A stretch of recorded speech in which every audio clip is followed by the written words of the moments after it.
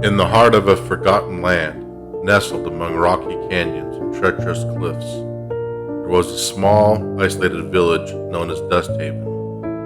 The village was shrouded in mystery and tales of supernatural phenomena that kept outsiders at bay.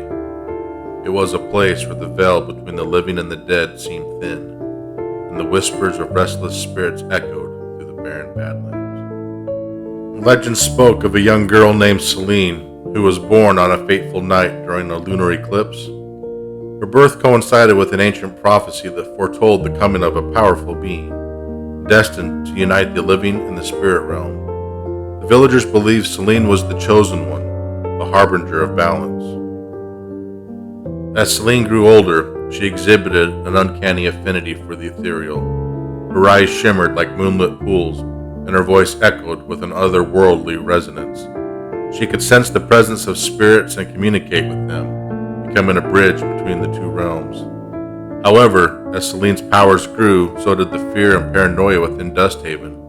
The villagers, consumed by superstition, saw her as a threat. They believed her abilities would bring chaos and destruction upon their quiet existence. Driven by fear, they cast her out, banishing her to the treacherous Badlands. Alone and abandoned, Celine wandered through the desolate landscape, her heart heavy with sorrow and bitterness. The spirits she once communed with turned their backs on her, their voices fading into silence. But in the darkest depths of her despair, something changed within Celine. As the winds howled through the canyons, a profound sense of anger and resentment welled up inside her. She vowed to unleash her powers and make the villagers pay for their betrayal.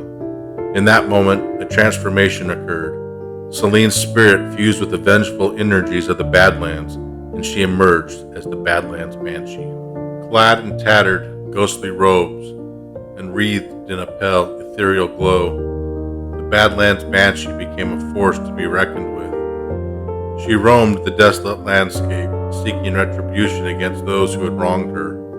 With her piercing wells and spectral powers, she struck fear into the hearts of all who encountered her. Celine emerged from the shadows, her spectral form gliding through the night, her mournful cries announcing her presence. The Badlands became a place of terror as her wrath unleashed a wave of darkness upon the land. One by one, those who had betrayed her met their gruesome fates.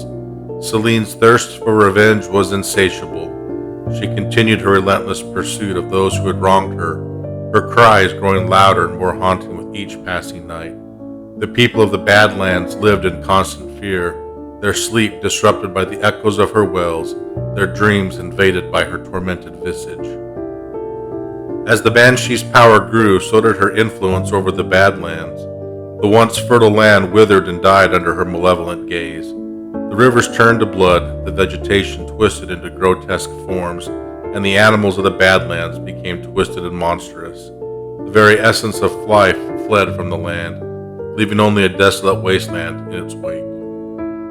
Soon whispers spread that Celine's vengeance was not limited to those directly involved in her betrayal. Innocent lives were claimed as collateral damage, their souls consumed by the Banshee's hunger for retribution. The people of the Badlands were trapped in a nightmare, their lives overshadowed by the looming presence of the Banshee, who showed no mercy or remorse. And so the Banshee of the Badlands continued her reign of terror, her cries echoing through the desolate canyons, chilling the hearts of those who hear them. None are safe from her wrath, for she was a force of darkness that would not rest until every wrong had been avenged. The Badlands remained a haunted wasteland, forever cursed by the Banshee's insatiable hunger for revenge. But as time passed, Celine's vengeance began to wane. The weight of her anger grew heavy, burdening her soul. She realized that revenge would not bring her the peace she sought. Instead, Celine redirected her efforts toward protecting the innocent and guiding lost souls to the afterlife. Now the Banshee of the Badlands roams the canyons and cliffs in her human form as a guardian of the forsaken. She is both a reminder of the consequences of betrayal and a beacon of hope for those who have lost their way. The legend of the Badlands Banshee continues to echo through the land, a testament to the transformative power of pain, redemption, and the enduring strength of the human spirit.